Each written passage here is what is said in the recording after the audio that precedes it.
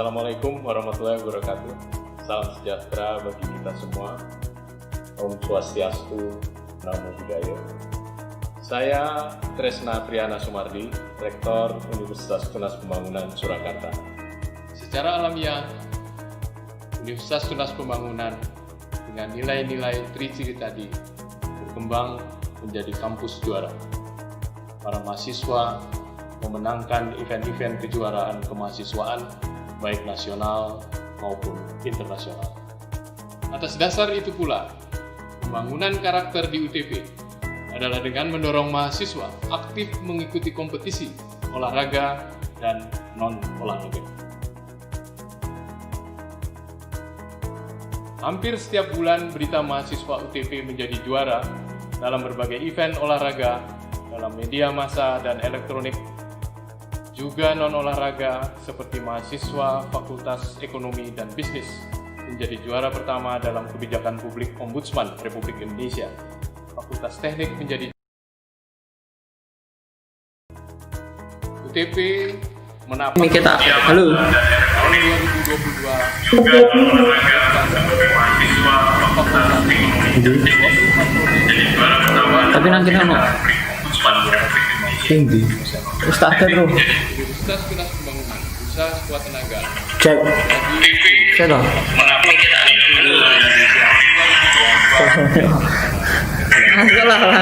Lah.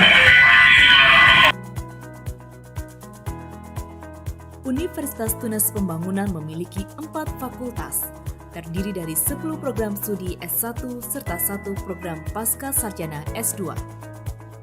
Ke-10 prodi tersebut adalah prodi arsitektur dan prodi teknik sipil di Fakultas Teknik, prodi agroteknologi dan agribisnis di Fakultas Pertanian, prodi manajemen dan akuntansi di Fakultas Ekonomi dan Bisnis, serta prodi bimbingan konseling, pendidikan kepelatihan olahraga, pendidikan guru sekolah dasar, dan pendidikan jasmani, kesehatan, dan rekreasi di Fakultas KIP. Sedangkan untuk prodi pendidikan olahraga berada di program pasca sarjana S2. Keseluruhan prodi yang ada di UTP Surakarta telah terakreditasi B dari BAN PT. Berbagai macam prestasi dan keunggulan telah diraih oleh universitas ini di berbagai bidang. Ini dibuktikan dalam 3 tahun terakhir, mahasiswa UTP telah mendapatkan 100 penghargaan kompetisi Assalamualaikum Profesor Tresna. nasional dan internasional. UTP juga memiliki program Assalamualaikum, unggulan di Profesor Tresna. masing-masing fakultas, di antaranya prestasi atlet nasional dan internasional serta Profesor Tresna, good morning, olahraga Profesor. dan olahraga rekreasi atau tourism sport di Fakultas Keguruan dan Ilmu Pendidikan. Pertanian organik. Profesor Tresna, are you Bisnis here with me pertanian right now? organik dan Can you hear my agrowisata voice di clearly? Fakultas Pertanian. Arsitektur kawasan I pariwisata think we dan have. rancang I bangun think we kawasan lost his pariwisata connection. di No? Fakultas Teknik serta Ekonomi. Selamat pagi Bu Kewirausahaan di Danarti. Fakultas Terima kasih telah Ekonomi. bergabung. Dalam Selamat pagi, upaya pengembangan Assalamualaikum. pendidikan ke level Waalaikumsalam. Oh, Bu Danarti internasional, sedang di jalan ya Bu. mengadakan program Ya. student exchange. Oke, antar ini negara. tidak ada teman-teman Saat dari ini Malaysia UTP juga telah dan mengirimkan sedang mencoba menghubungi mahasiswa Profesor dari Tresna. Thailand dan Mungkin dalam Filipina. 1-2 menit lagi kita akan UTP juga memulai mengembangkan kegiatan bisnis hari dalam ini. menanggapi perkembangan industri. Di Terima kasih, Bu antaranya Danarti. dengan merealisasikan Ya, sukses. adanya teaching Terima industri kasih kami. seperti kolam keceh, Ya. urban farming jeruk sawit, dan UTP mineral. Produk UTP mineral merupakan produk air minum mineral yang telah diproduksi dan dikembangkan oleh UTP sendiri. Dengan fasilitas belajar mengajar yang memadai, program kemahasiswaan yang intensif dan didukung dengan teknologi informasi yang unggul, serta ditunjang dengan pengajar yang berkompeten di bidangnya. Hingga UTP berencana membangun gelanggang olahraga dan seni plesungan Gondang Rejong Karanganyar. Universitas Tunas Pembangunan selalu memberikan yang terbaik untuk mahasiswanya. Untuk menghasilkan lulusan yang berkualitas, seluruh sivitas akademis berkomitmen untuk mengembangkan Universitas Tunas Pembangunan menjadi unggul dengan peningkatan mutu akademik dan non-akademik secara berencana dan berkelanjutan untuk menghasilkan lulusan berkarakter patriotisme, kepeloporan, dan kemandirian.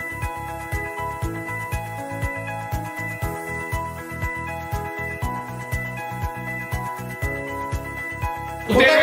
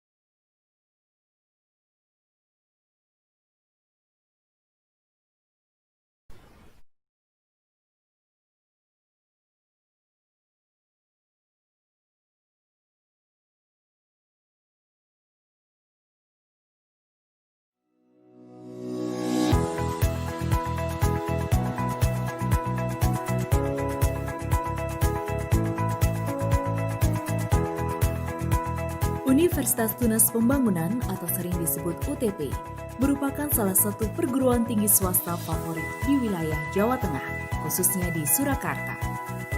Kampus yang didirikan oleh ex-tentara pelajar Brigadir 17 pada tanggal 17 Juli tahun 1980 ini beralamat di Jalan Balai Kambang Lor nomor 1 Surakarta.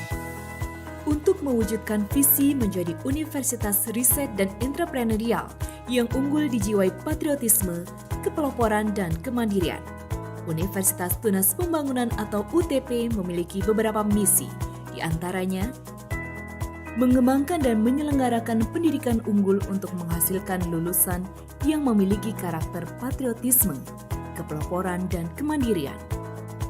Mengembangkan dan menyelenggarakan penelitian yang unggul berorientasi pada inovasi, sumber daya lokal, dan daya saing. Mengembangkan dan menyelenggarakan pengabdian kepada masyarakat untuk berpartisipasi dalam memecahkan permasalahan bangsa. Membangun kelembagaan UTP yang kuat.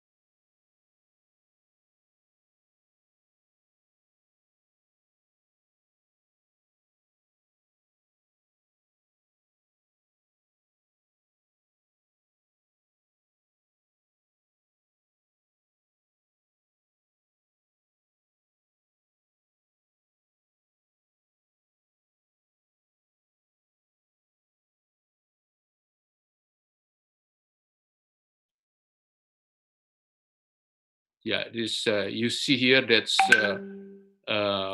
before the average about more than 3%. Now is all the country in OECD go down to the 2% until under 3%. And there is also scenario about uh, if there will be a double hit of the COVID-19. Yeah, it's the scenario that's overall the economic growth in all over the world is between will be minus, and then if there's two hit of the COVID-19, it will be a second drop of the economic growth, and then rebound and go to the stabilization.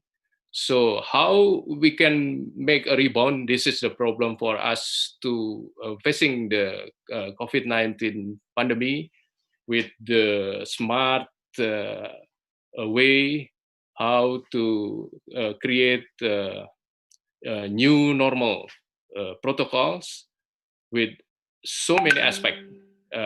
Every country don't know the final or the what we call the optimum or the perfect system we create. It is every country try to make an innovation in this case.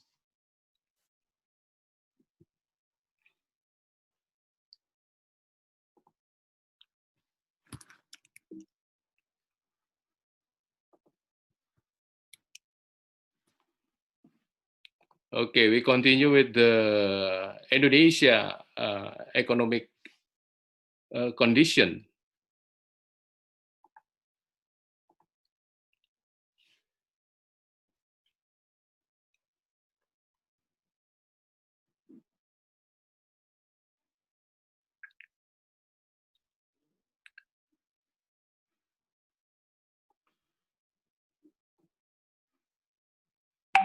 Yeah, I take the OECD survey of Indonesia.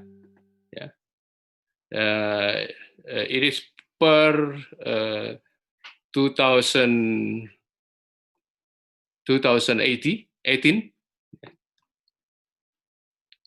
So we can show here that before COVID, the economic condition in Indonesia is very, very good. Yeah, the improvement of the living standards, poverty has receded, and then economic growth has been solid. Yeah, you can see here the investment up from the GDP. Yeah, industrialization happen, and small and medium enterprise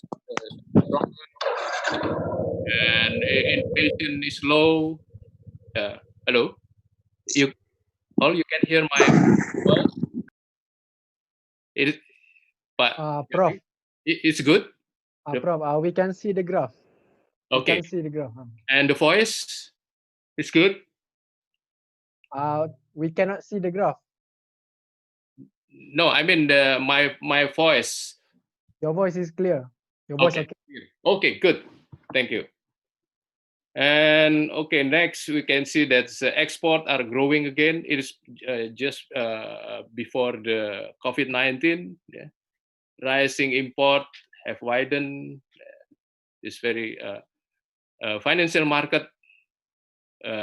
It is this is a note for Indonesian economic that the financial market are less developed than in neighboring countries. You can see here that's Indonesia with the bond market size in percent of GDP. Now the GDP of Indonesia is 1 trillion US dollar. Yeah. So I mean it's about 20%. So 0.2 trillion US dollar only. And the next monetary policy is appropriately balancing growth and stability. You can see here that's the regulation made by the Central Bank of Indonesia is good, make the stable, balancing growth and stability. And then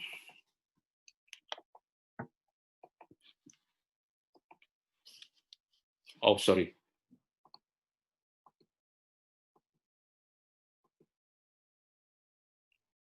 Yeah, the fiscal deficit is there, yeah, and government debt is low, yeah, and we can perform in the pay back the debt to the funding agency like IMF or World Bank.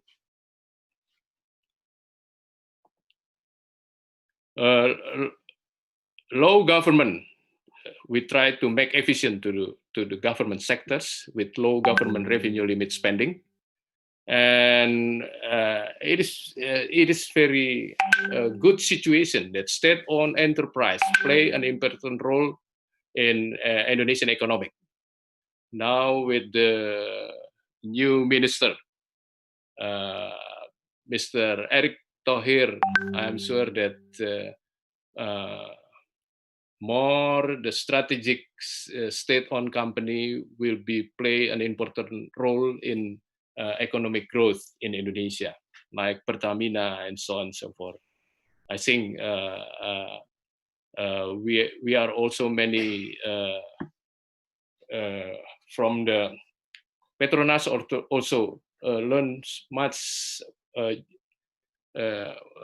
during the starting with the Pertamina, and but in the long run of the Pertamina, the dynamic is not always good condition. Now we're starting again to reinventing how to make important contribution of the Pertamina to Indonesian economic.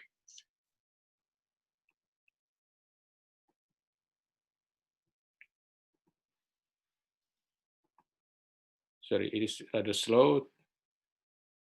Tax, it is a note for Indonesia. The tax revenue are relatively low, yeah, compared to the other countries, compared to other emerging countries. I mean, that's, and then I think the capacity to take benefit from the taxpayers, it is very important for Indonesia to make an improvement in this case. Yeah. And then, okay, the value-added tax show the raising potential. It's mean that technology or knowledge-based industry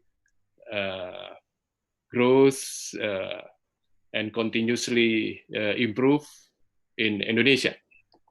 Excuse me, Professor Tresna. We cannot see your PowerPoint presentation, so I think you need to do something with your presentation, since we cannot. We just see your link with no difference before and after your presentation. Yes. How many times? Like 5 to 10 minutes longer than now, and then I think you need to, you need to do something with your presentation because we don't see anything changing with your presentation. Oh, this problem. Yes, the graphs. So perhaps you need to, yes. You don't see the slide, you mean? Yes. Okay. We do see the slide is changing. Okay. Okay, I think that's you, but you can hear my voice. Sure, your voice is clear. Okay, no problem. As long as I will deliver my pointers for the economic indicators of Indonesia. Yeah. The next is it has not much slides.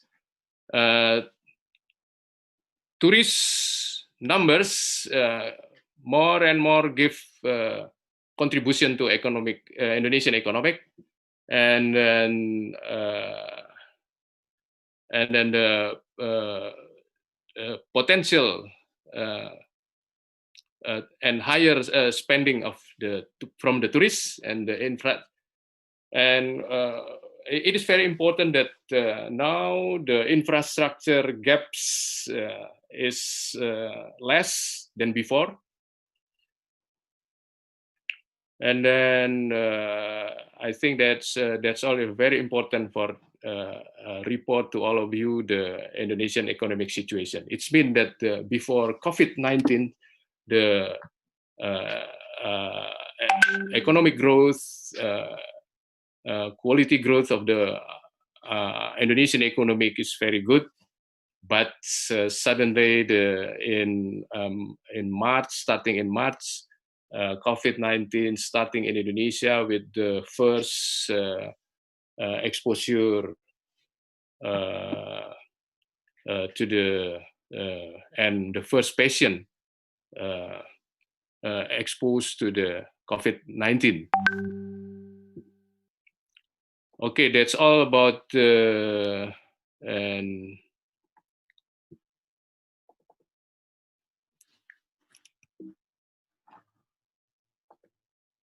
yeah.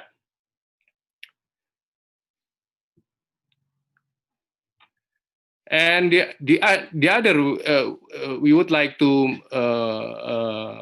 mention here that the global financial crisis, according to the COVID, in some external private finance inflow to developing economies like Indonesia.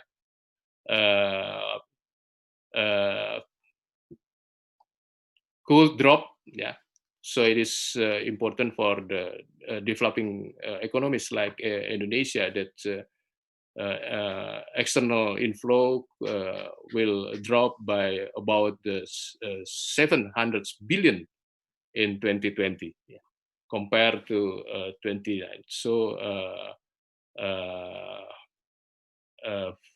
add funding for Indonesia, it is an important note for Indonesia to make a tight economic protection.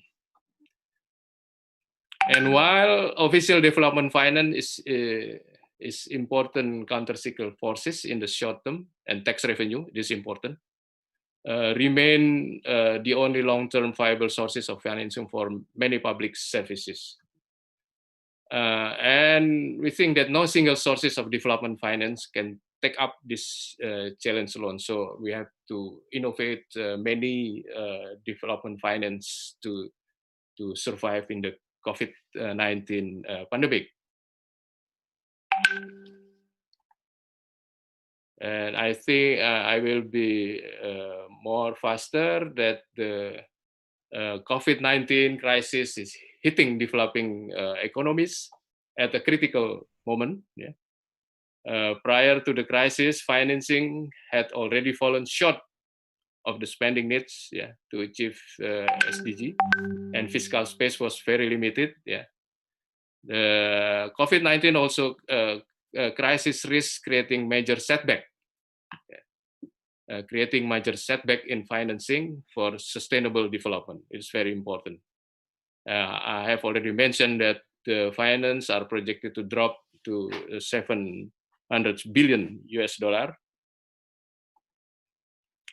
And in short term, official development finance should be leveraged to contain the drop in the other sources of financing. Yeah, this is many efforts did by the government to overcome this all the obstacle and constraint in our economic and financing problem in facing the COVID-19.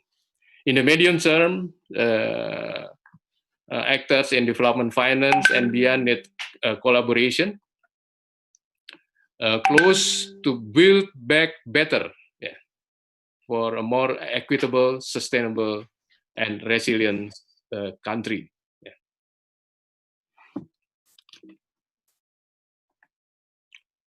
I think that's overall, the economic impact of COVID-19, we can see here that's estimated by OECD, potential initial impact of partial or complete shutdown on activity between 1/4 to 1/3 of GDP in OECD member countries show that IMF estimate that global growth will decrease to minus in 2020. So it is for Indonesia, it will be a big problem because we have many exporting commodity to many countries in Europe and so on and so forth. GDP has contracted by 3.5% in the EU during the first quarter.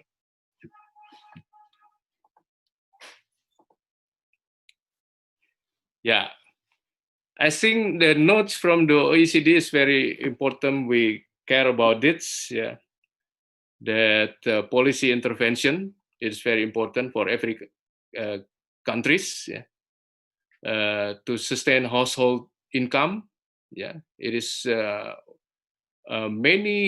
we make an effort by the government to sustain the household income with the direct aid to the people in Indonesia, and also to sustain the business activity, especially for the SME, small and medium enterprise, and the macroeconomic fundamental, to allow for quick and sustainable recovery. And it is important for the people, firms, so the aid from the government come to the people, direct to the people, and then firms, economic measure to support business activity, and also macroeconomic.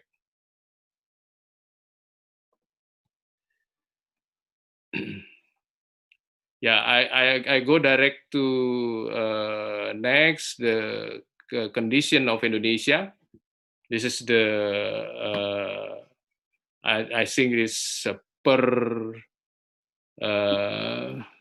June 14, the spread of the pandemic COVID-19 in Indonesia, in global.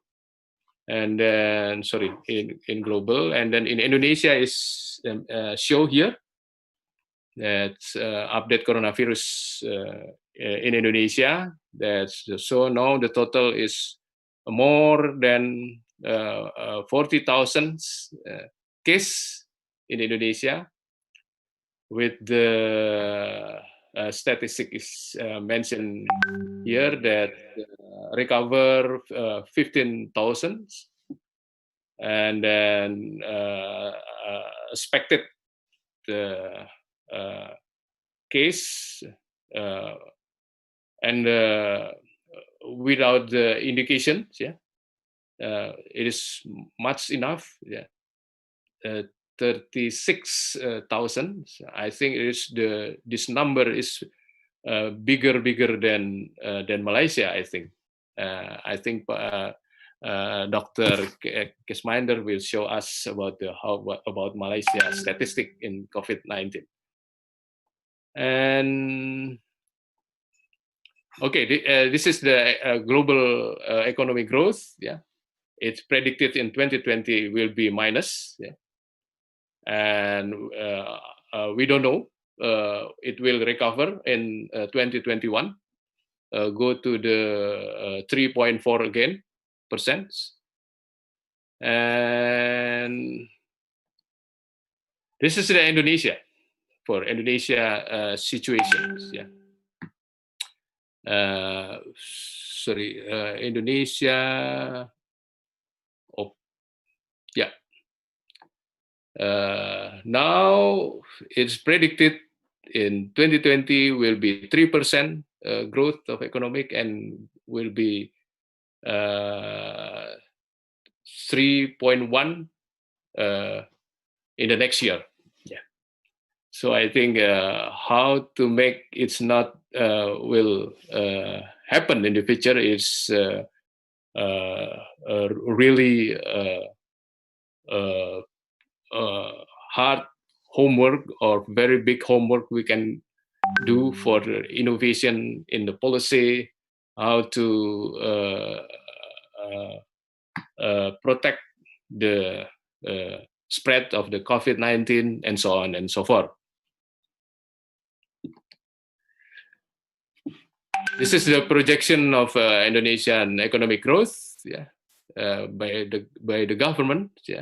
So in 2020, it can be minus, or if we are optimistic and we hard work to do the facing the COVID-19, we can achieve the maximum 2.3% in 2020. And it will be rebound in 2021 with the 4.5 and to 5.5%.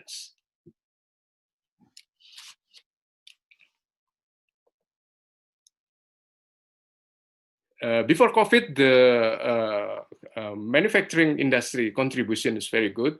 Now it is impact much enough. You see here that the PMI in Indonesia, go down to 27.5, and in May up again. So it is a fluctuate in the between 27 and 28 percentage of contribution of manufacturing industry.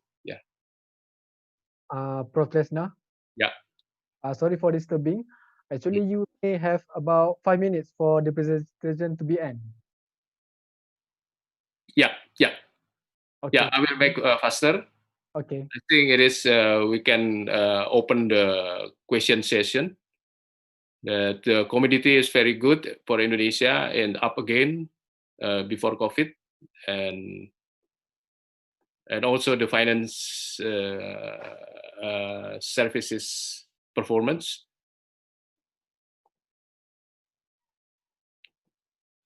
Yeah. So I will end my presentation with the basic assumption of the macroeconomy, that in 2020 we target the economic growth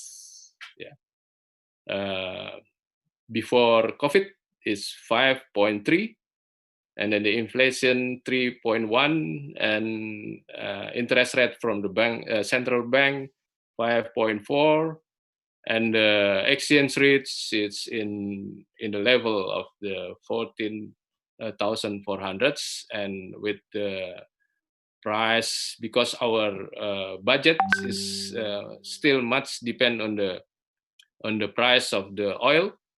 So we predicted before the COVID is $63 per barrel, and the oil lifting in Indonesia is predicted to be 755 barrel per day, and gas lifting is about 1,000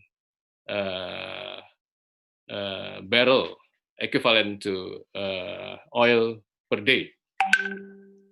I think that that's all my presentation, and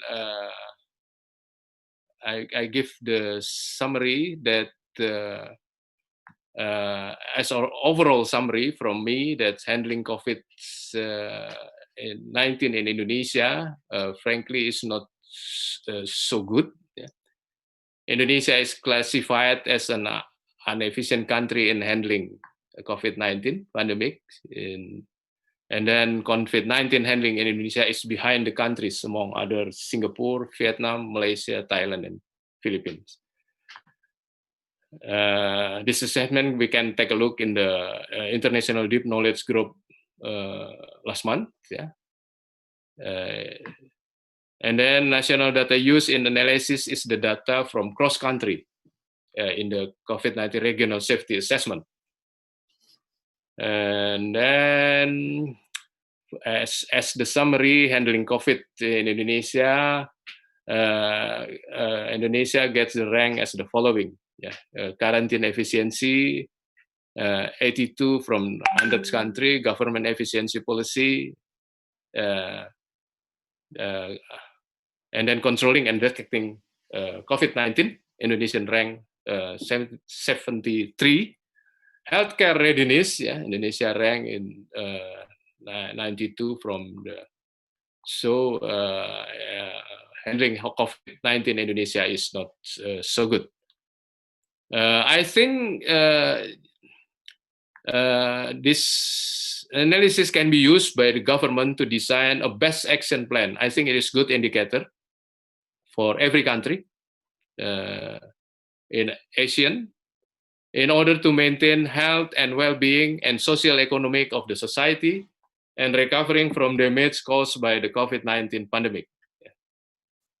That's all. Thank you very much for your attention. Assalamualaikum warahmatullahi wabarakatuh. Waalaikumsalam warahmatullahi wabarakatuh. Thank you, Prof. Tresna, for the very insightful sharing session. We will have our Q&A session in the end of the program. I hope now that all participants remain seated in front of your screen because we will have another session. Okay, our next session will be shared by a prominent speaker from UiTM, Dr. J.S. Kashminder. Before we begin, I would like to introduce to you our next speaker, Dr. J.S. Kashminder, a senior lecturer at the Department of Economics and Financial Studies, Faculties of Business and Management, Universiti Teknologi MARA, UiTM. For your information, Dr. Kashminder got his PhD in Economics from the University of Malaya, Malaysia. Actually, for your information, Dr. Kashminder will be leaving UiTM for sabbatical postdoctoral at University of Malaya very soon. All the best, Dr. Kashminder. Ladies and gentlemen, without further ado, I would like to welcome our next speaker, Dr. Kashminder, to deliver his talk. Please welcome. Thank you very much, Zubey. Right? Can you hear my voice clearly? Yes, Doctor, we can hear your voice clearly. Okay, thank you very much. Yeah, I think so far you're doing a great job handling the session. Thank you so much, Prof. Tresna. Yeah, it was an awesome session.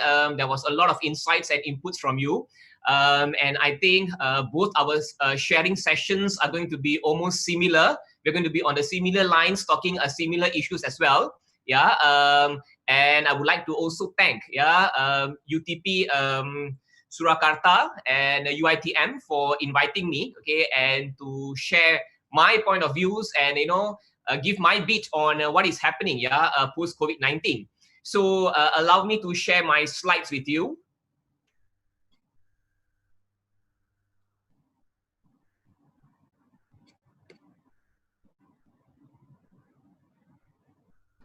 Okay, I feel that before we would want to look into the economic agenda, it's very important for us to understand the seriousness of this issue that we are going through. You can see that so far it has been actually very difficult for most of the country to pen their economic strategies and policies. Because situations now, okay, you can see now that the situation is very complex and uncertain, okay, and the economic circumstances that we are facing, okay, is actually bringing a lot of uncertainties. Let me share with you, according to IMF, the global economy is expected to contract around 4.9%, which IMF downgraded 1.9 percent points as compared to April 2020. So can you see even IMF over here is having some difficulty in pointing out what is the right size, okay, of the contraction that is going to take place. And if you look into as a whole, the cumulative loss for 2 years, for 2020 up to 2021, it is expected that the total loss is going to be around $12 trillion. So that's a huge amount, So can you see, these are the things that we are facing now. And US economy is expected to contract 8%, and the Eurozone is expected to contract 10.2%. So it's very important for us to discuss this issue from a global scale. Why? Because if you talk about economics, it's multi-layered, and all the elements and functions are and IMF has also pointed out why this situation, I would deem this situation as complex and uncertain. You can see, based on Moody's Investor Services, they have indicated that the second quarter global performance is going to be worse since World War II. And according to the World Bank, 90% of the world countries are going to face worst downturn since the Great Depression. So we can expect there's going to be rising unemployment. And if you read the latest statistics, we can see that the one that is hit hard is the Z generation. Those between 15 to 24, they are finding a hard time to actually gain employment. And this is not only in certain countries, we can see that this issue is around the globe. So this is one very serious issue that needs to be tackled. And we can see that many countries, and if you talk about Malaysia, yes, we are seriously looking into these issues. We can expect there's going to be a decline in the output. And we can see that the households will be experiencing shrinking income. And if the situation is not well contained, we can expect there's going to be a rise in poverty as well. So you see, this is the magnitude of the issue here.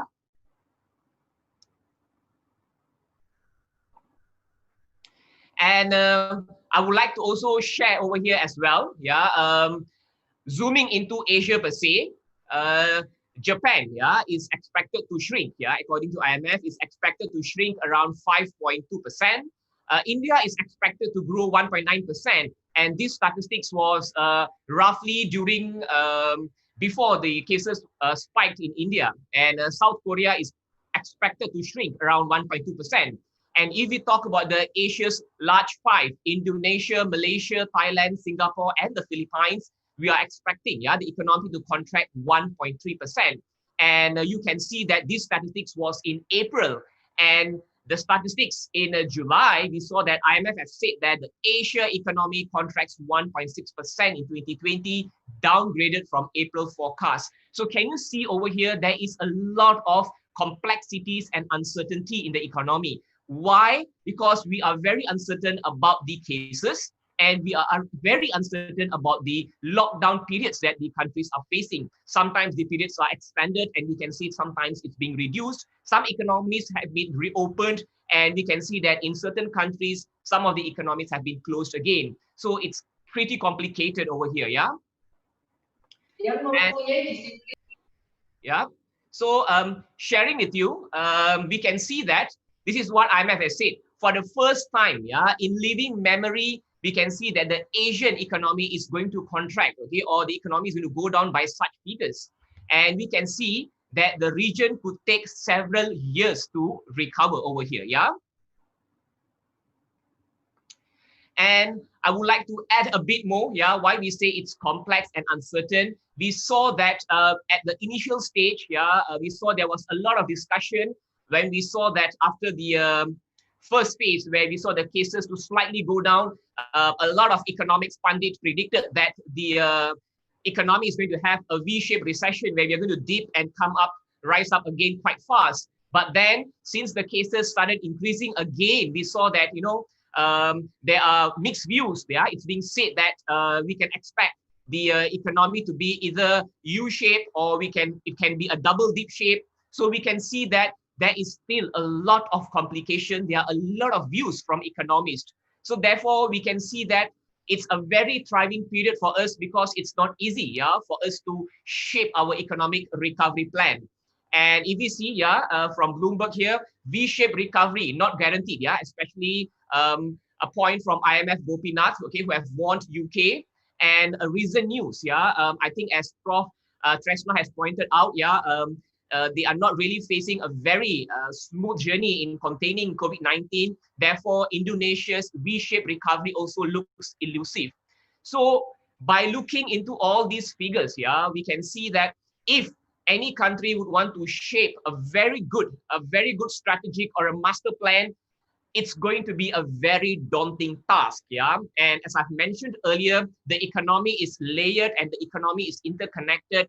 Therefore, many aspects and many factors need to be looked into in order for us to ensure that the plan that is being structured would not only be relevant to solve the COVID-19 issues per se, but will also, yeah, help all the countries to go back or resume their normal business. Not only that, but after that, they are able to actually see, I would say, yeah, at this point of time, some light at the end of the tunnel, yeah. So it's very clear now, yeah, until the virus is not controlled, the economy is going to need continuous help. And by looking into these figures, we can see that there has been huge stimulus package. If you talk about Singapore so far, they have spent around 100 billion. We can look at Japan, 2.16 trillion, yeah, and it's the mega budget, we can say, okay, that's what is being tutored as mega budget, and they have been the largest stimulus package in the world. And Indonesia is expected to spend for 47.6 billion. New Zealand has spent 50 billion, yeah, and their initiative has been to bring back the economy to how it was, and at the same time, yeah, in order for them to ensure that, yeah, they're protecting the jobs as well and creating new jobs in the future. And the same also goes to my neighboring country here, which is Thailand. Yeah, they've spent around, their budget is around 60 billion. And if you look into the dynamics of the budget, most of the stimulus package, they are aimed at to rescue jobs, okay, and to keep businesses moving, yeah, at this point of time. So this is what they are looking into in a whole system here, yeah. So looking into this entire global phenomenon, yeah, I like to share with you about Malaysia a little bit over here, yeah. The growth prediction for Malaysia, yeah, they're expecting it will be 0.5% to -2%. And I have been reading some materials yesterday, because I'm telling you, statistics are changing very rapidly now. Yeah, and as for Malaysia, as we are able to bring down our case to single digit, I think our case was 6 or 5 yesterday.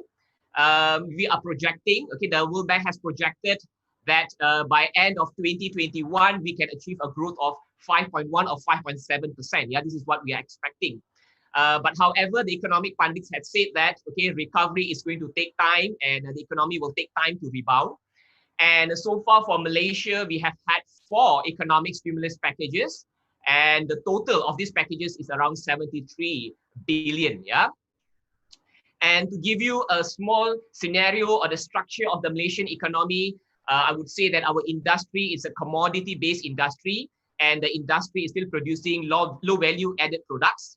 And if we talk about our labor market, they are low skilled and semi-skilled workers, and we would say that we are still paying them low wages, yeah, in this stage. So you can see that having this scenario of the economy, okay, where we are still very commodity-based, and we are still, okay, looking into upskilling and reskilling, and we are being attacked by this kind of virus, it's really not easy. So as I shared with you that so far we have had 4 stimulus packages, let me just share with you the latest package, yeah, which actually bring forward the other 2 packages, where the earlier 2 packages, yeah, that we had was more on helping the tourism industry and to rescue jobs, yeah. And the 4th one is more inclusive, where according to the plan, yeah, we call this the economic recovery plan, which is referred as Penjana in Malaysia. It has 3 thrusts. The first one is to empower the people. The second one is to propel businesses. And the third one is empowering the economy. I will just give you the snippets of what is there in the each of the trusts. For empower the people, yeah, there's a wage subsidy program. I think this is all over the world. A lot of hiring incentives, and there are a lot of skill development programs. And if you talk about propel businesses, it's really hugely focused on micro and SME, especially for them to embrace e-commerce. We are encouraging Shop Malaysia Online, where we are encouraging Malaysians to buy Malaysian-made products, and also to encourage them to shop online as well, yeah, so that we can move towards e-commerce. There is a lot of assistance on technical and digital adoption, and various schemes and grants have been outlaid for SMEs as well. And if you talk about empowering the economy, okay, there's a national fund which is for the startups, and the focus has been more on tech companies. and there is a lot of incentives to boost the property and the automotive sector as well, and the commodity sector is also given due support over here. So this is the bigger plan that was being tabulated by the Prime Minister. But let me just share with you how do I see this plan, and how do I see this plan to work in the Malaysian economy. I would divide the incentives or the action plan that is being developed in Penjana is divided into two, where we have the short-term strategy and we also have the medium-term strategy. The short-term strategy is more looking, it's looking more into the economic recovery plan, where it wants to protect the jobs and business survival, which I think most of us are looking into, and I think Prof. Tresna has highlighted the same thing earlier. But there is also an element of medium term, okay, which is on digitalization, where what the plan is trying to encapsulate over here is that, okay, rather than just focusing on recovery, we also want to prepare the economy to face future challenges. Therefore, there's a lot of emphasis that is being given on e-commerce. And then in terms of the labor market, there's a lot of upskilling, reskilling, even for the graduates, focusing on knowledge on digital and on e-commerce. And there is also importance given to artificial intelligence, because that's where the economy is shaping now. And it's being expected that by 2030, the value, okay, of this artificial intelligence and e-commerce tech is going to be around $15.7 trillion by 2030. So probably that's how we are streamlining over there. And I could see that in Penjana, there are a few bits that is trying to drag the economy into higher value added products, where I think that's where we should be heading. And probably, I think this will also be the scenario for most of our countries, especially in the Asian region, So if we look into all this plan, let me discuss with you in a bigger scale, in context of we Asian countries, If we are going to have a plan, and if we are going to ace, this I would say war, which is being brought forward by COVID-19, then policymakers, governments have to ensure that there is an intelligent mix of short-term economic recovery plan and at the same time long-term economic transformation strategy. Now you ask me why do we need this mixed policy of this short-term and long-term? Because countries are having different competitive advantage. So it's time now that all the countries need to review back their competitive advantage, to see where or how can we bring this forward into the future. And our economy is so much dependent on our trading partners. So we are dependent on our trading partners' policies. We are also dependent on what we call that the products, okay, or the competitive advantage that our trading partners are having. So we need to streamline on that as well. And why we also again need this mix of strategy, because of the COVID-19 scenario, which is very uncertain. We are unsure how the rate of cases. The cases can be either going up, going down, and it's very unstable now. So this again is impacting our economy as well. And the following factor that we have to also consider is the lockdowns. You can see that sometimes, the lockdowns are extended, sometimes they are shortened. So we are not only concerned about lockdowns in our country per se, we are also very concerned about lockdowns that are taking other places. As I've mentioned, we are highly connected when it comes to trade over here. And when we talk about monetary policy, this is again another factor that has to be taken into consideration in the strategies, where you can see at this point of time, most of the monetary policies are extremely loose in order to provide liquidity into the market. And definitely all the countries have to not only look into their fiscal stimulus, they also, in designing their policies, they also have to now view the stimulus package of other countries. Why? Because at this point of time, what all the countries are doing, they are charting their own paradigm. I would say that in coming 1 or 2 years, we would be having a new economic model. Therefore, what we have to do is that we have to ensure that we are able to catch up with all those countries. So these are all very important aspects, that the economists or the policy makers that have to take into consideration, especially when they're designing the policies. And as I've mentioned, the policies has to take into consideration both the short-term and long-term plans as well. So what is happening so far, we can see that governments are making harsh decisions. So when they're making harsh decisions here, I mean that lockdowns, yeah, that's harsh decisions because business has to close down, employment is increasing, right? But what we can say over here is that if there's going to be lockdowns, the lockdowns should be bolstered with transformational strategies. Yeah, for example, okay, if lockdown periods are extended, upskilling and reskilling of the workforce must continue. Businesses need to quickly adapt to e-commerce. Yeah, and okay, we can actually see, yeah, there are economies due to tough lockdowns, they are actually able to recover. Okay, and I'm specifically referring here to Germany. And while recovering, they are still upholding their green agenda despite the pandemic. So we can see that how well they are trying to fit in. And we can see from here is that they are not only looking into now per se, but they are also preparing themselves for the future. And they are not compromising with their SDG goals as well. Yeah. So these are something, yeah. These are some aspects that we Asian countries, or in probably Indonesia, Malaysia, we have to look into as well. Yeah. So talking about the growth paradigm, okay, moving forward, moving into the future, I think this is the right time, okay, that we have to rethink the growth paradigm, okay, where it should be resilient and it has to be inclusive. Yeah. So, right. So in this sense here, probably in shaping the plans, all individual countries or economies have to make sure that these are several important areas, yeah, that I have seen most of the countries are looking into.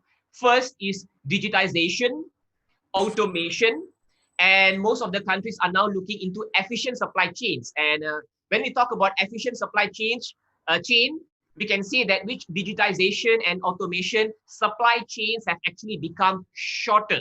Yeah. So I think shorter supply chains are actually now leading to cost efficiency advantages. Yeah. So therefore, economies have to look into these aspects. Yeah. If you want your products to be competitive globally.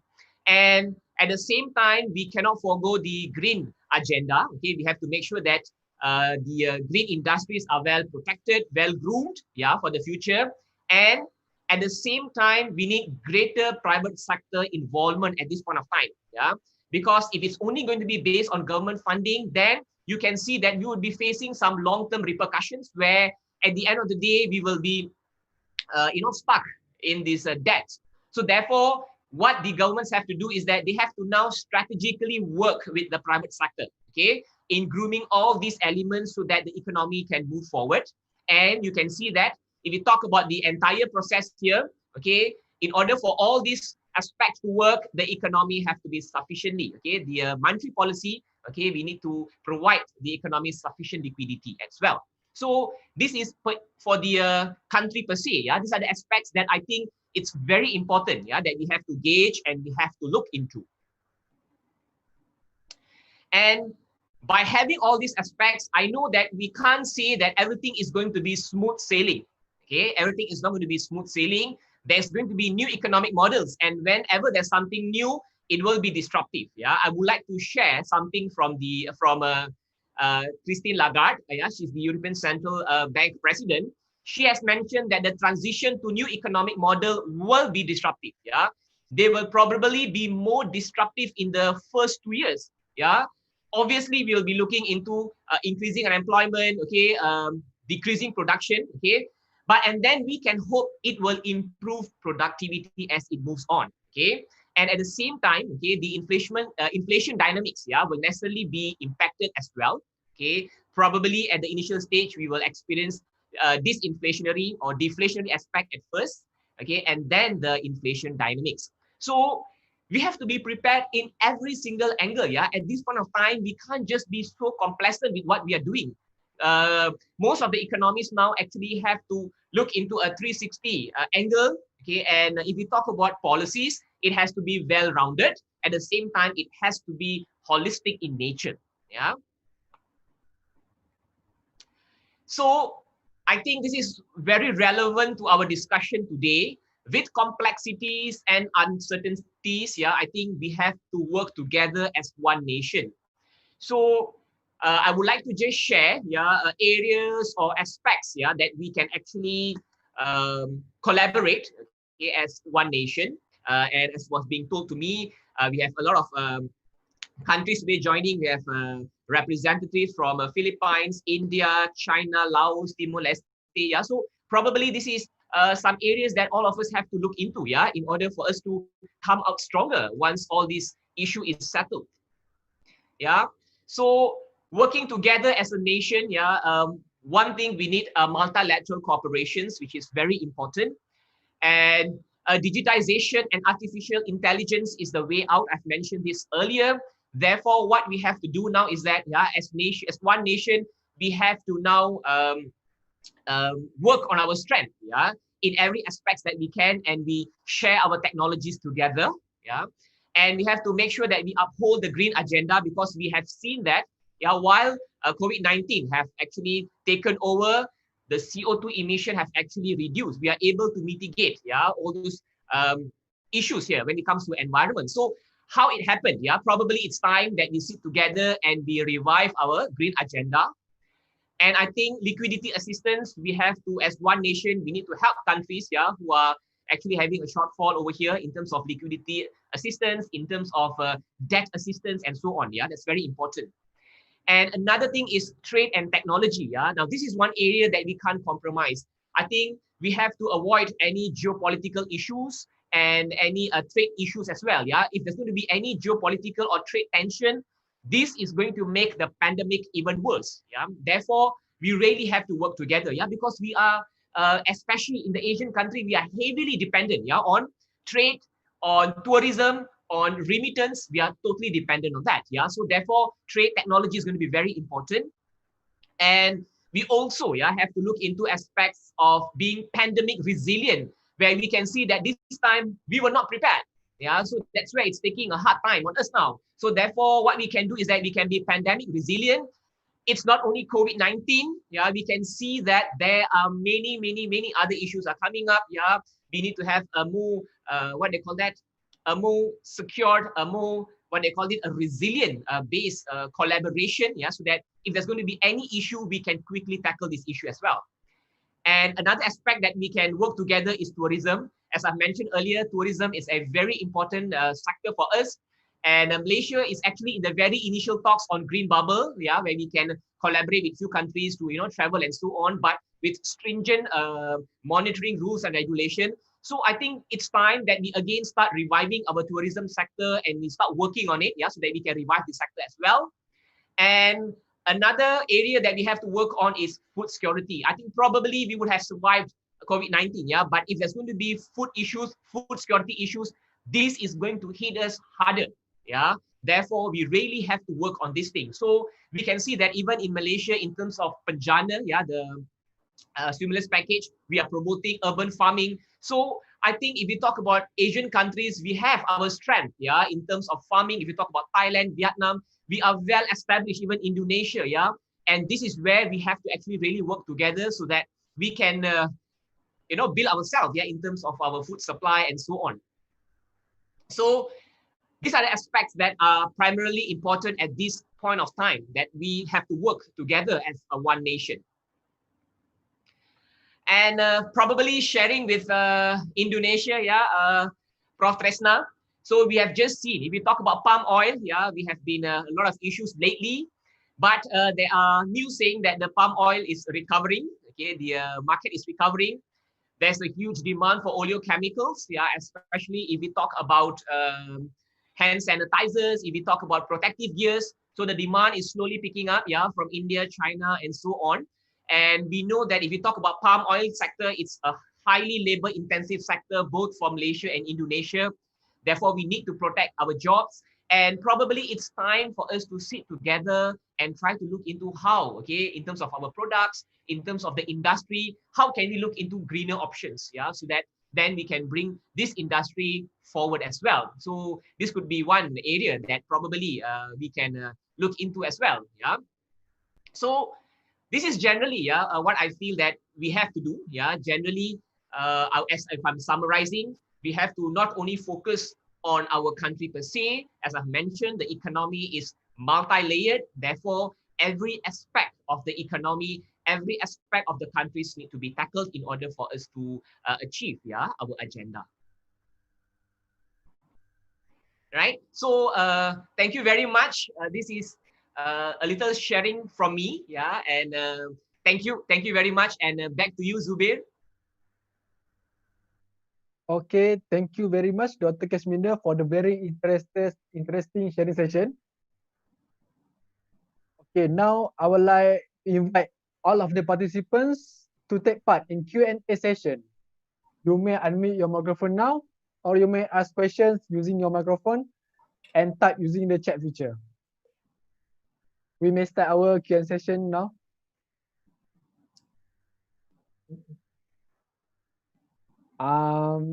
Actually, we have one from Juwita from Universiti Teknologi MARA UITM to Dr. Kashminda.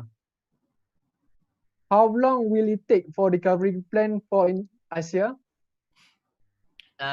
Juwita, right? As I've mentioned, as we are facing a lot of complexities and uncertainty, I think today it would not be a right time for me to say whether it's going to be 1 year, 2 years, or 3 years. Yeah.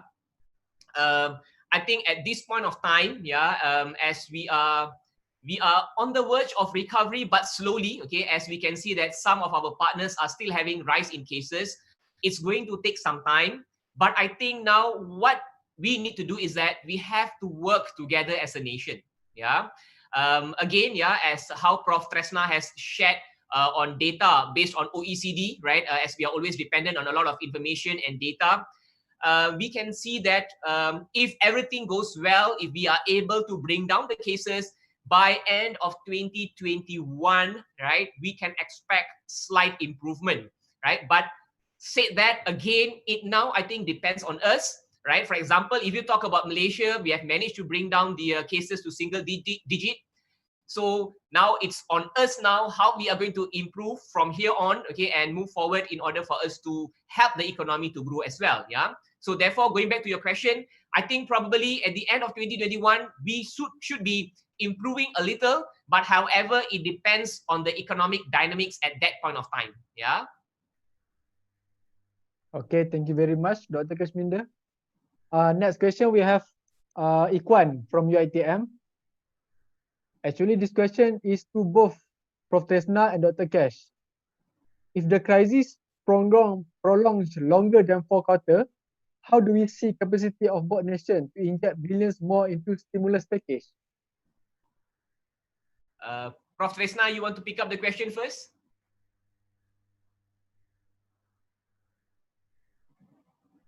I think his mic is mute.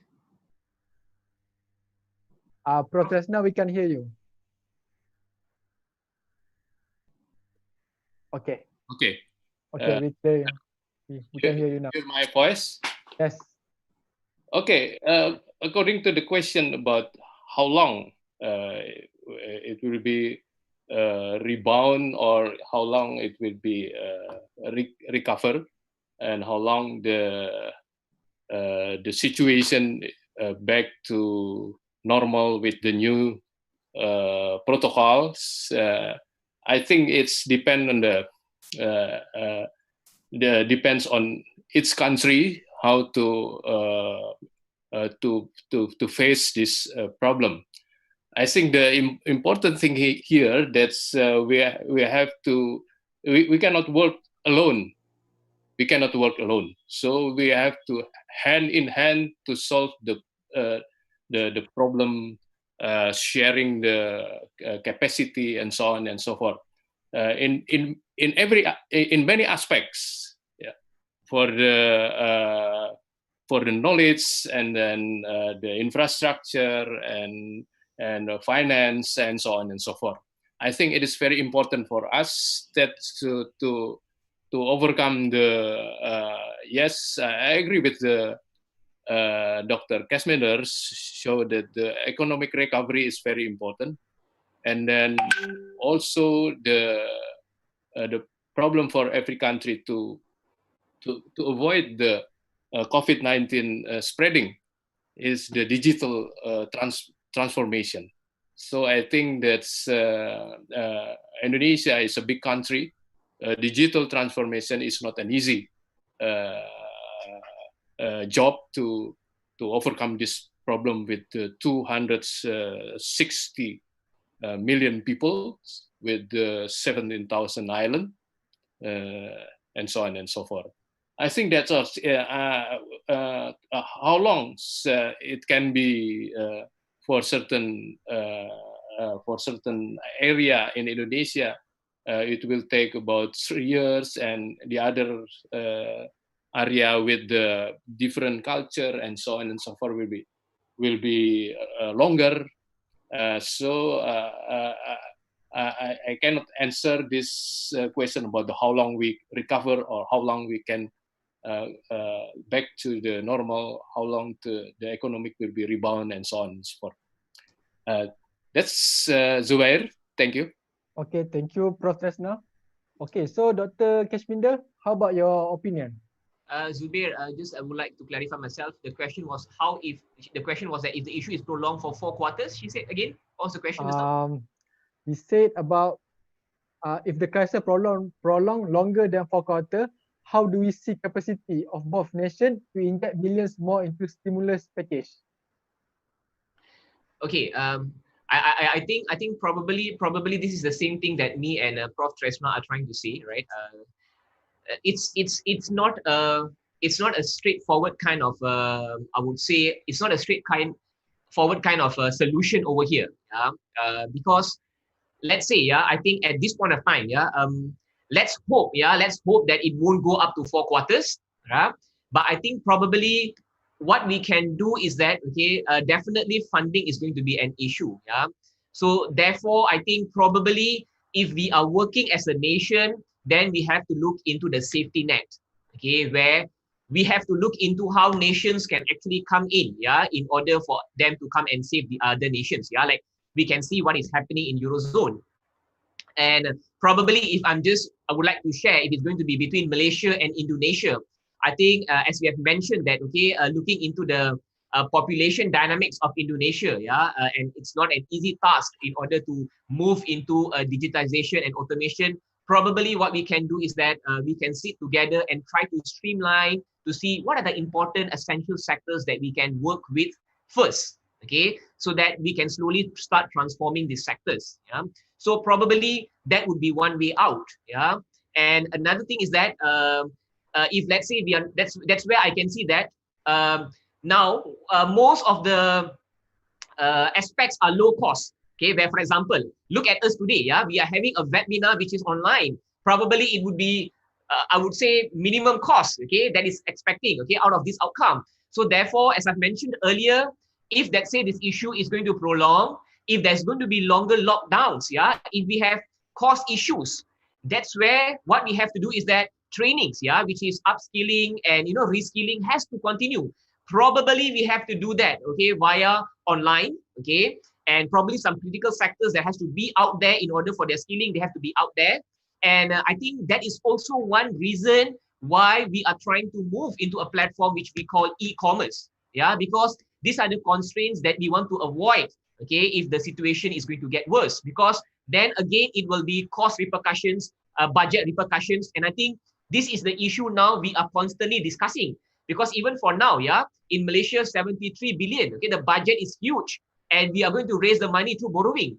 And this issue again, is being debated and discussed at multi levels. So my point of view would be that, now we have to go into least cost efficient to at least ensure that the knowledge, the upskilling, reskilling is still continuing. And especially as I've mentioned, the youth unemployment is increasing. So probably we can now zoom into the critical aspects and try to solve them as well. So probably this could be one way. Zubair? Okay, thank you very much, Dr. Kashminder. That's a very good answer, I think. So far, I thought everyone can understand and fully understand about what is our speaker would like to say. Okay, next we have a question from ST Satyadi. His question is to Dr. Cash and Prof. Tresna. How to start tourism cooperation in this during after COVID-19 pandemic?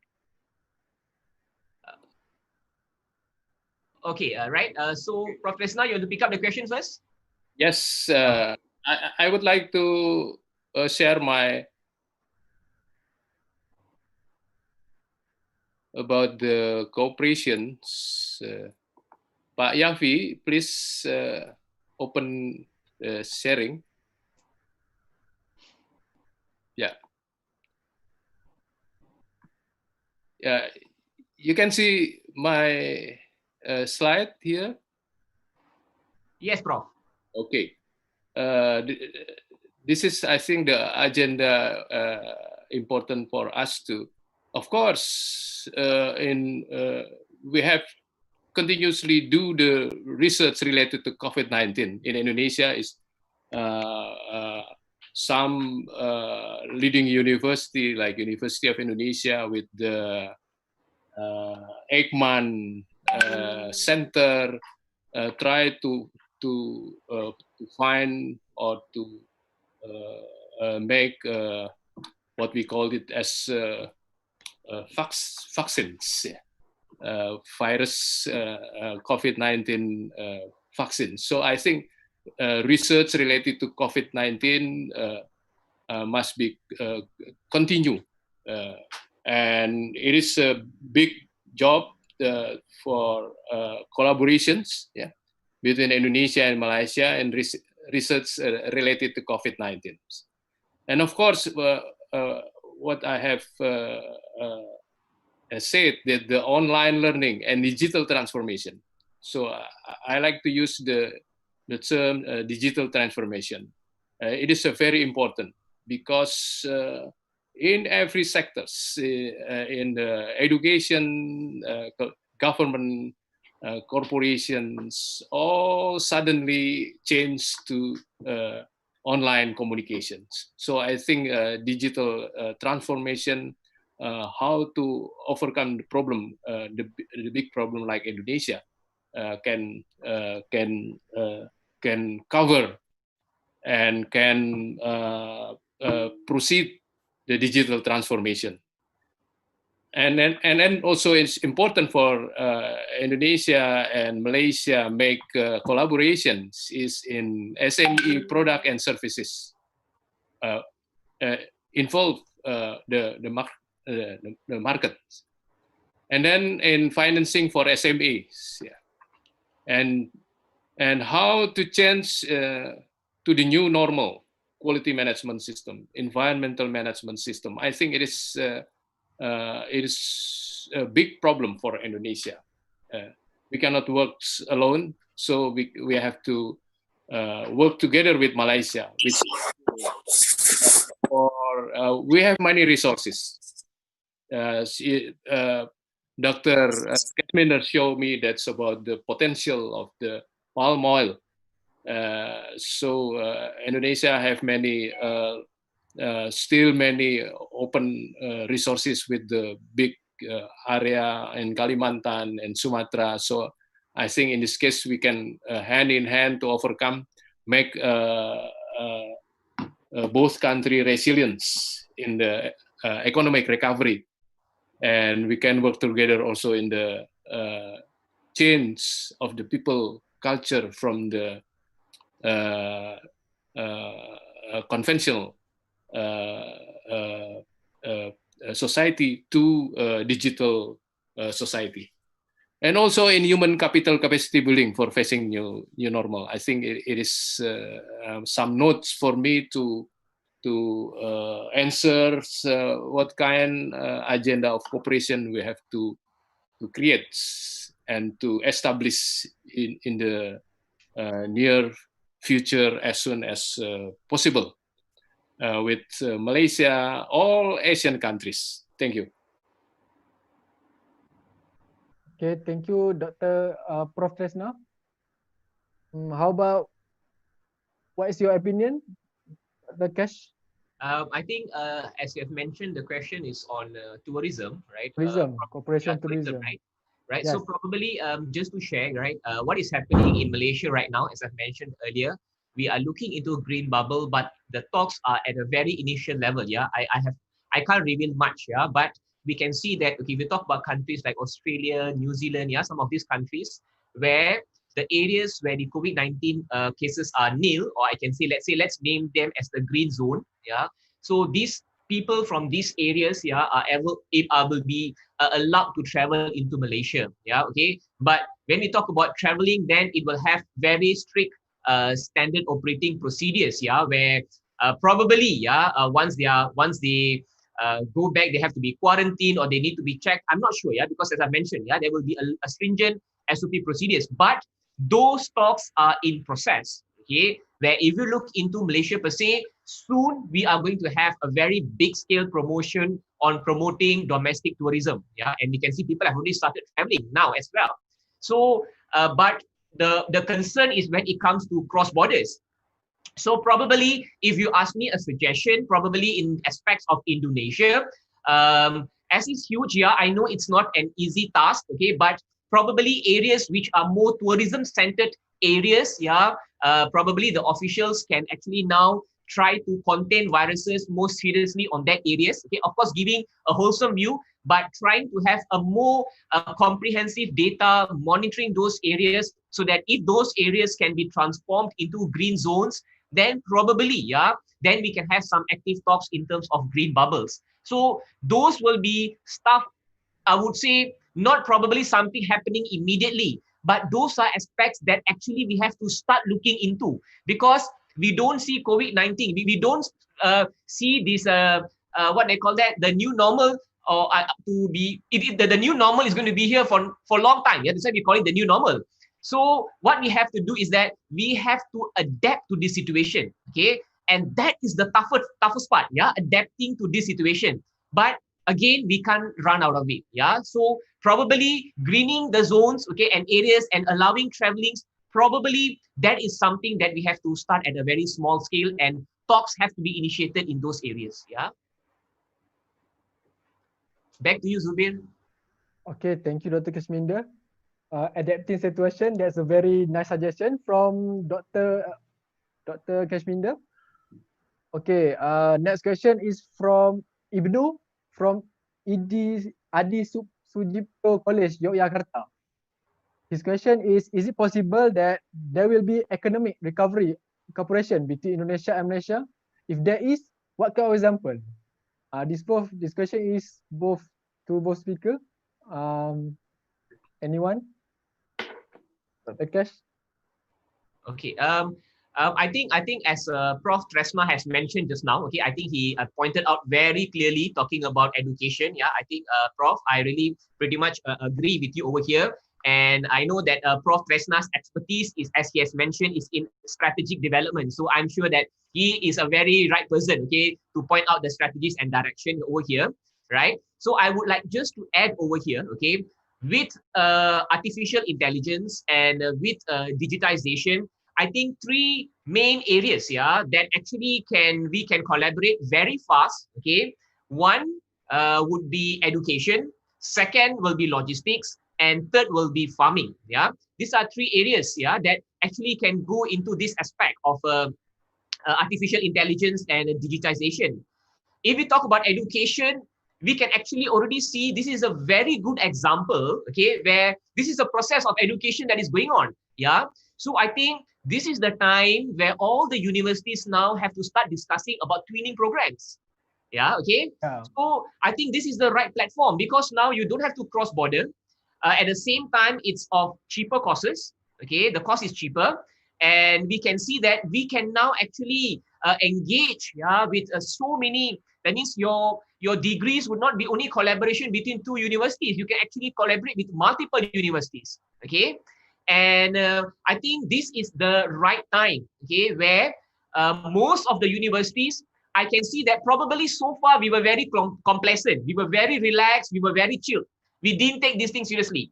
But the moment COVID-19 came in, then we started pushing ourselves. And now you can see that most of the universities are already going online. Okay. So now physically, you don't have to be in any country to learn their subject matter. Okay. Or to take any course. So now you can just be here and you can take any courses. And probably just to zoom into, you mentioned about collaboration. I think we have to collaborate on twinning programs. Why I say twinning programs? Because every universities have their strength. So this is the time for us to bring the strength together. So that is one area of collaboration that we can work into. Yeah. Okay, thank you, Dr. Kashminda. Prof. Tresna, how about your opinion regarding to the topic? Yes, one key words I would like to convey to this forum is we must change to the new normal. Yeah. That we don't know. The problem is that we don't know in detail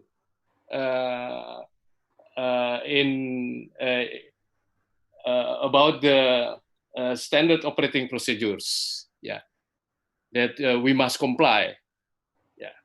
The next keywords is always the compliance to the principles.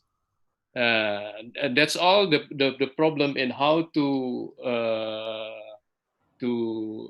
bring the people comply to the principle. So the principle based development and also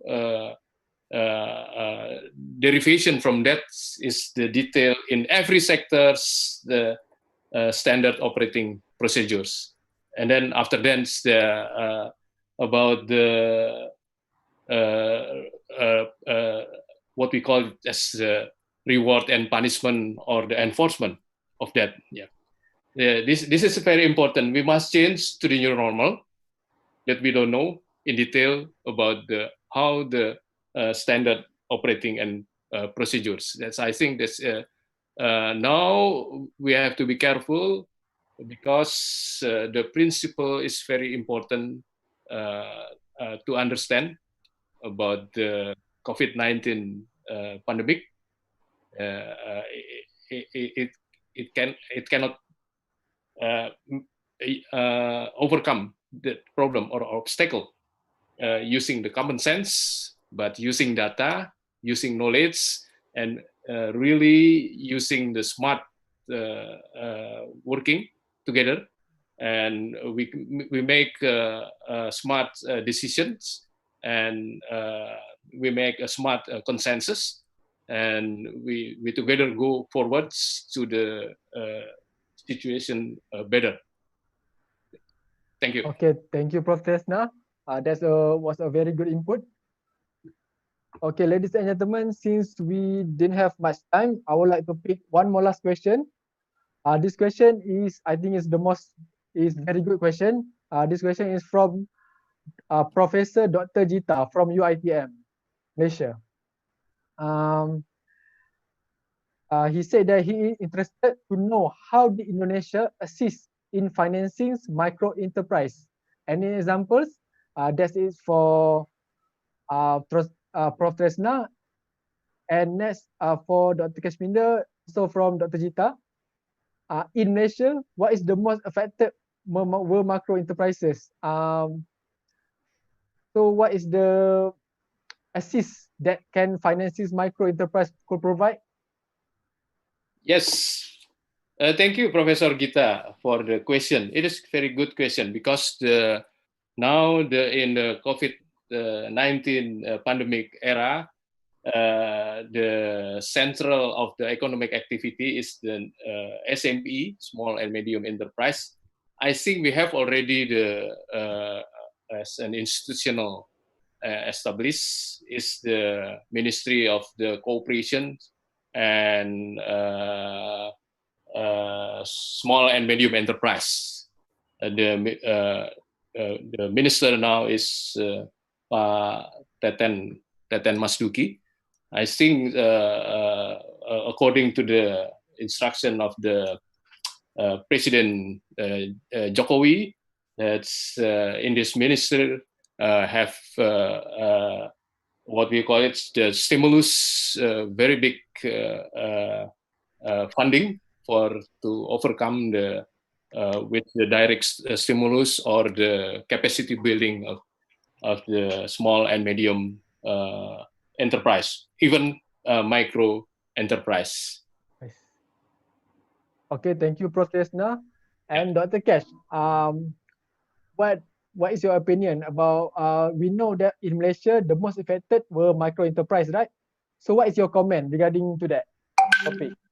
Okay, I think if we see rightly or now, okay, we can see that especially in the case of Malaysia, if we talk about Penjana, which is our economic recovery plan, you can see that the greater portion of allocation, okay, has been, okay, on a micro and PKS, okay, and you can see that why this micro, okay, I think probably it's highlighted micro here and PKS, why they were unable to compete here, especially or their businesses to operate during COVID-19 was due to the lockdowns, and the issue is that because they are not out there, there is not enough visibility for these micro and PKS enterprises.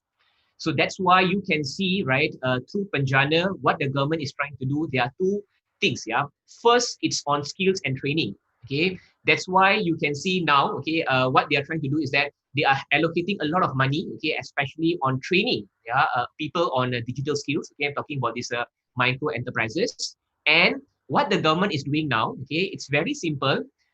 As a micro enterprise or as a as a small and medium industry, what you have to do is that you don't have to now choose your own platform. Okay, you don't have to choose your own platform to go digital. The government is actually getting the right platform for you. So can you see now? You don't have to choose the platform. The training is provided for you. Okay, and you are also assisted in order to promote your products. Yeah. So therefore, these are the incentives. Yeah, if we talk about Malaysia specifically, it's being given by MDEC. Okay, so MDEC, via government is providing all these facilities. Yeah, especially to resuscitate all these micro and small and medium industries. So I think now at this point of time, okay, I think it's no longer you see pretty much dependent on the government per se, because these things have been there for a long time. Okay, this thing is already there. Okay, and initiative and encouragement, okay, for SMEs and micro enterprise to go online, to go digital, to go e-commerce. The government has been pushing this agenda since year 2017. Yeah, so we can see that now. Okay, now as there is going to be a push, what these micro and small and medium industries have to do is that they are the one who actually have to actively take the step, move forward. Okay, and grab all the incentives given by the government. Okay, and I can see that if you see there are a lot of grants, there are a lot of training. Training sections are not only provided by MDEC, it's also provided by HRDF, it's also provided by SOCSO. So we can see that, okay, the environment there, I would say that the platform, the landscape is already being set there for the micro and small and medium industries. So what I would say is, go out there and grab it. Why again? Because micro and small and medium industries are also very related to our gig economy. Okay, and we can see that these industries are actually the future job providers. Okay, and at the same time we see the solution, okay, to the unemployment that we are facing right now. Yeah. So answering to that question, incentives are vast. Yeah. So it's now going back to the PKS, to the small and medium industries, and also it's going back to the micro industries to grab all these opportunities given by the government. Yes, Zubir? Okay, thank you very much, Dr. Kashminder. I think that was a very brilliant suggestion from Dr. Kash. Okay, I think it's for the Q&A session. So I would like to thank you to all participants for taking part in this Q&A sessions. I hope all of us will be leaving here with new knowledge after this. Ladies and gentlemen, now I would like to invite Mr. Ali Yafi back in order to close the forum. Ali? All right. Thank you very much, Mr. Zubair. I thank you very much, Dr. Kashminder, Professor Tresna, for sharing all your knowledge.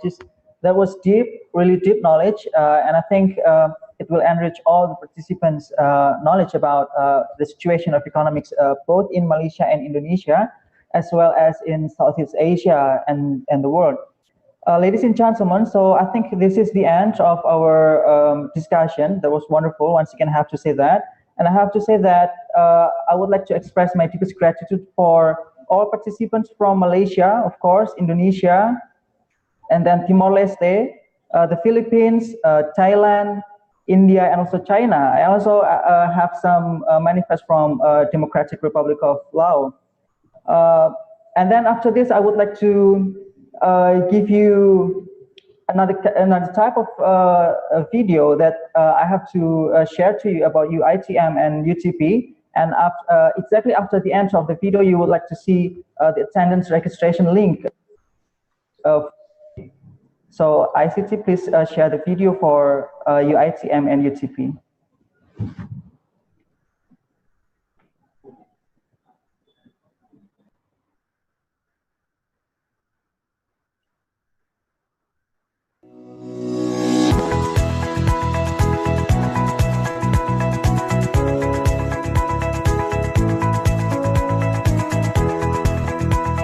Universitas Tunas Pembangunan atau sering disebut UTP merupakan salah satu perguruan tinggi swasta favorit di wilayah Jawa Tengah, khususnya di Surakarta.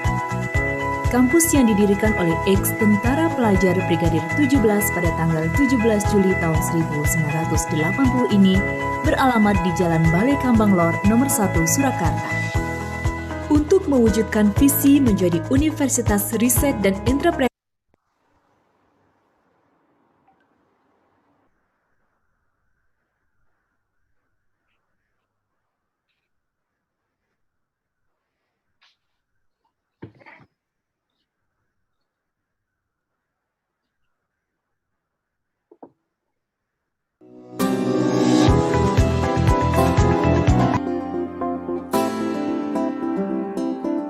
For 60 years, Universiti Teknologi MARA, or UITM, has been the place for acquiring knowledge and developing capabilities.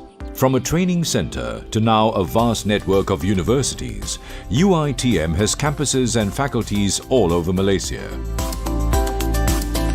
UITM allows for the pursuing of goals and earning a degree in any field of choice, with a mission to enhance the knowledge and expertise of Bumiputras in all fields of study, through professional programs, research work and community service, while upholding moral values and professional ethics. Nestled amidst the greenery and some of the most scenic areas in the country, each university campus is strategically located in places where their presence inevitably provides an economic boost to the local community. The Vice-Chancellor is the Chief Executive Officer, heading the academic and administrative management of the university. UITM pledges to provide maximum opportunities to pursue professionally recognized programs of study in science, technology, industry, business, arts and humanities. Universiti Teknologi MARA offers quality education at all levels of study, from foundation to postgraduate. The university has always been at the forefront in science and technology as well as in management. It is a place where talent, skills and excellence are nurtured. UITM has a mission to empower the indigenous people through the provision of higher education in accordance with Article 153 of the Malaysian Federal Constitution and Act 173 Universiti Teknologi MARA Act 1976. Duli Yang Maha Mulia, Sri Paduka Baginda Yang di-Pertuan Agong is the Chancellor of UITM by virtue of his status as the King, as provided for by the law.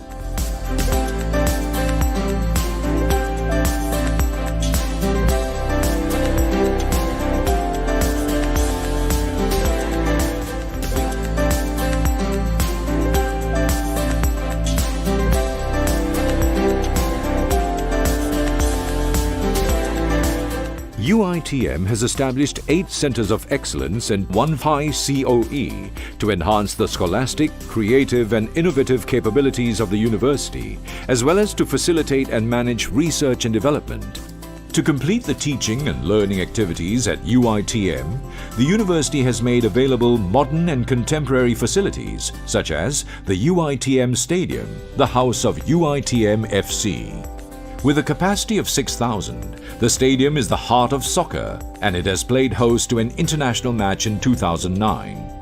UITM also has an Olympic-sized swimming pool for the use of students and staff. The pool is also open to public on certain days. Built in 1972, Perpustakaan Tun Abdul Razak, or the Pita Library, has grown by leaps and bounds, housing thousands of international titles for all programs of study. Students' participation in extracurricular activities is highly encouraged and supported by the university. These activities would not only equip students with soft skills, but also train them to be balanced and holistic individuals to meet global requirements. As the largest public university in Malaysia, Universiti Teknologi MARA has produced thousands of alumni who are successful individuals in their disciplines. They are award winners, innovators, entrepreneurs, and leaders in both the government and private sectors. UITM honors its alumni by engaging them to establish smart partnerships resulting in strategic alliances. The alumni also gives back in areas such as academic improvements, charity work, and fundraising. Universiti Teknologi MARA, Usaha Takwa Mulia.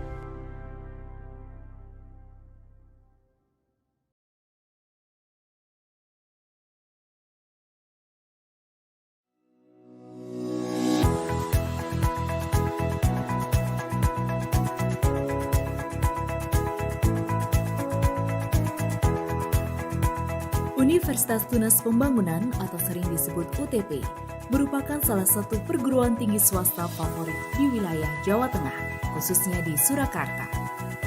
Kampus yang didirikan oleh ex-tentara pelajar Brigadir 17 pada tanggal 17 Juli tahun 1980 ini beralamat di Jalan Balai Kambang Lor nomor 1 Surakarta. Untuk mewujudkan visi menjadi universitas riset dan entrepreneurial yang unggul dijiwai patriotisme, kepeloporan, dan kemandirian, Universitas Tunas Pembangunan atau UTP memiliki beberapa misi, di antaranya mengembangkan dan menyelenggarakan pendidikan unggul untuk menghasilkan lulusan yang memiliki karakter patriotisme, kepeloporan, dan kemandirian. Mengembangkan dan menyelenggarakan penelitian yang unggul berorientasi pada inovasi, sumber daya lokal, dan daya saing.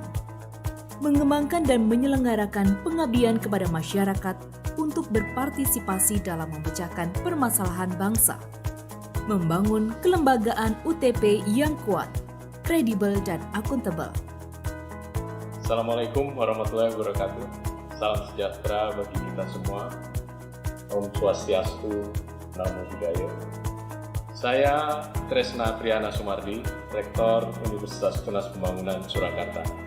Secara alamiah, Universitas Tunas Pembangunan dengan nilai-nilai tri-ciri tadi berkembang menjadi kampus juara. Para mahasiswa memenangkan event-event kejuaraan kemahasiswaan baik nasional maupun internasional. Atas dasar itu pula, pembangunan karakter di UTP adalah dengan mendorong mahasiswa aktif mengikuti kompetisi, olahraga, dan non-olahraga.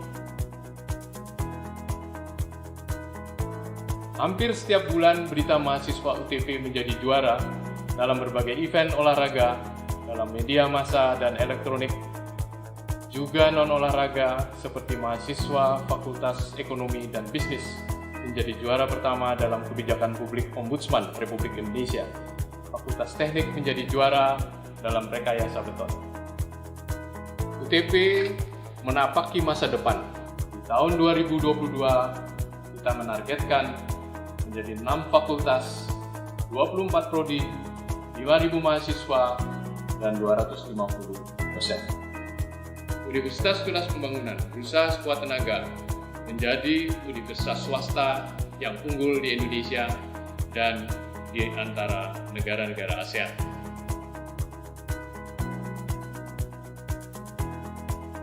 Universitas Tunas Pembangunan memiliki 4 fakultas, terdiri dari 10 program studi S1 serta 1 program pasca sarjana S2. Ke-10 prodi tersebut adalah prodi arsitektur dan prodi teknik sipil di Fakultas Teknik, prodi agroteknologi dan agribisnis di Fakultas Pertanian, prodi manajemen dan akuntansi di Fakultas Ekonomi dan Bisnis, serta prodi bimbingan konseling, pendidikan kepelatihan olahraga, pendidikan guru sekolah dasar, dan pendidikan jasmani, kesehatan, dan rekreasi di Fakultas KIP. Sedangkan untuk prodi pendidikan olahraga berada di program pasca sarjana S2. keseluruhan prodi yang ada di UTP Surakarta telah terakreditasi B dari BAN PT. Berbagai macam prestasi dan keunggulan telah diraih oleh universitas ini di berbagai bidang. Ini dibuktikan dalam 3 tahun terakhir, mahasiswa UTP telah mendapatkan 100 penghargaan kompetisi berbagai bidang di tingkat nasional dan internasional. UTP juga memiliki program unggulan di masing-masing fakultas, di antaranya prestasi atlet nasional dan internasional, serta modifikasi olahraga dan olahraga rekreasi atau tourism sport di Fakultas Keguruan dan Ilmu Pendidikan. Pertanian organik, bisnis pertanian organik dan agrowisata di Fakultas Pertanian.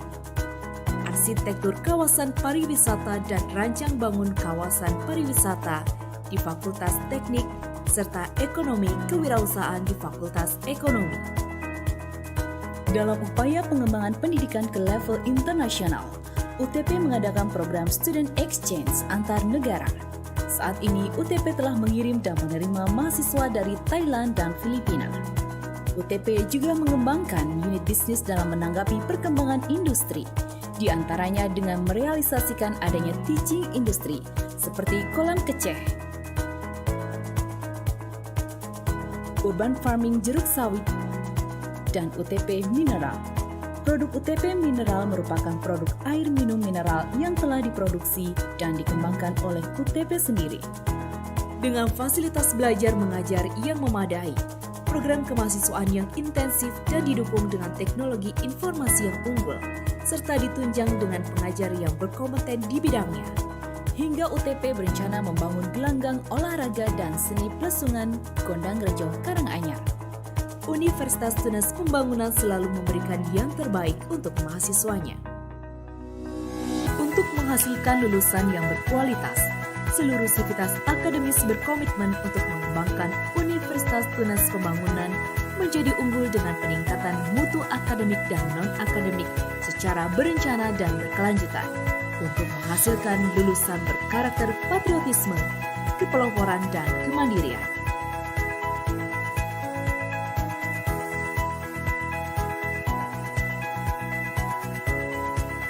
UTP